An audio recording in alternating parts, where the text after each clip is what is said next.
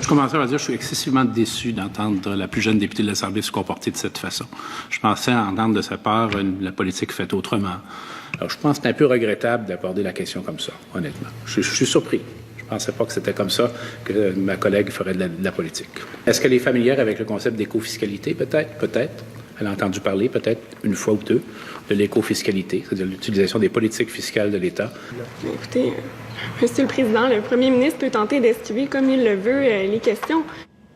On va revenir à ce qui s'est passé. C'est passé hier soir et vous la reconnaissez, c'est Catherine, sinon je vous la présente, Catherine Fournier, qui est la plus jeune députée à Québec. Hier, Madame Fournier, c'est votre travail de le faire. Vous étiez à l'étude des crédits du ministère de la Jeunesse qui relève du premier ministre. Donc, voilà, ça s'est passé hier. Et là, vous dites que, je repense à ce qu'a dit, le ton avec lequel le premier ministre vous a répondu. Là. Pour vous, c'est clairement, j'allais dire, du paternalisme ou de la condescendance? Bien, clairement, j'ai tout de suite pensé que l'attitude avec laquelle me répondait le premier ministre était complètement déplorable. Mais ça ne m'a pas empêché de continuer de lui poser des questions qui sont tout à fait légitimes, qui constituent mon travail de parlementaire. Je crois que les Québécois s'attendaient à des réponses à la hauteur aussi des faits quand même assez accablants que je lui soumettais sur les nominations partisanes de jeunes qui ont été faits au sein des conseils d'administration des sociétés d'État. Et malheureusement, M. Couillard a sans cesse esquivé les questions avec un ton que tout le monde, là, tous les téléspectateurs aujourd'hui pourront bien juger. On va écouter parce que le premier ministre est bien défendu de cela. Écoutons-le si vous le voulez. Considérez-vous que vous avez été paternaliste à l'endroit de Catherine Fournier? Oh non. Écoutez, j'ai posé des questions. Madame Fournier, que je respecte beaucoup, là, qui a écrit un livre sur la jeunesse, constate qu'il y a des jeunes, c'est sans précédent, les jeunes au conseil d'administration, puis elle en fait une attaque partisane. Moi, j'ai dit, avez-vous quelque chose à dire sur la compétence de ces personnes-là? Il n'y avait rien à dire sur la compétence des personnes.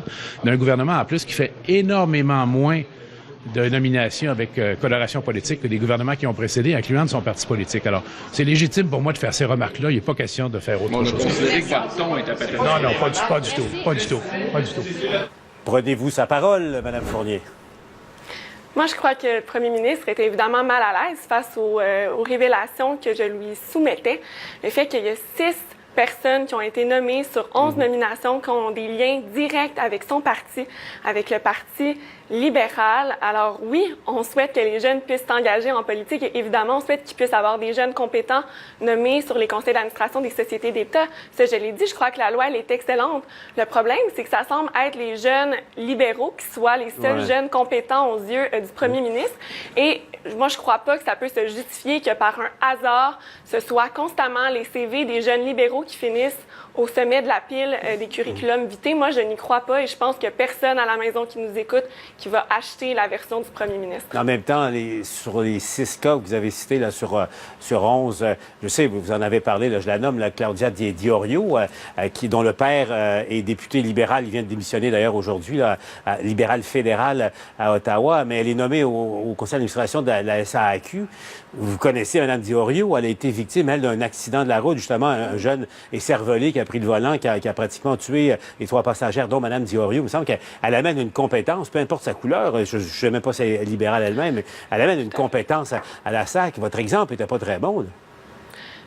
Écoutez, s'il y avait seulement ce cas d'espèce, je n'aurais pas évidemment soulevé le dossier. Le problème, c'est qu'il n'y a pas seulement Mme Di-Loriot, puis je ne remets pas en question la compétence des jeunes qui ont été nommés, mais quand on regarde les faits, c'est des liens directs avec le Parti libéral.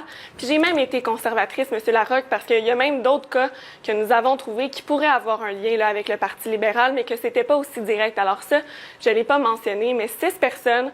Puis quand on parle de compétences, écoutez, je vais vous en donner un cas, par exemple, Frédéric Barriot, qui est à Transition énergétique du Québec.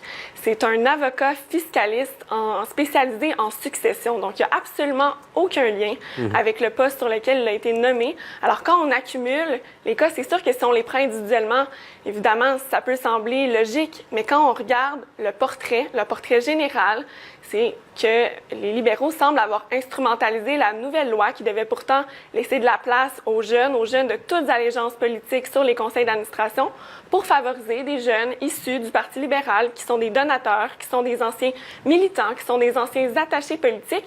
Et ça, on est en droit de le dénoncer et la population québécoise a le droit de le savoir. Catherine Fournier, je rappelle, est la députée de Marguerite Bourgeois à Québec. Marie-Victorin. Marie-Victorin. Je me suis trompé de Marie. Je m'excuse infiniment, Mme Fournier. Merci d'avoir été avec nous à 100% Nouvelles. Merci beaucoup.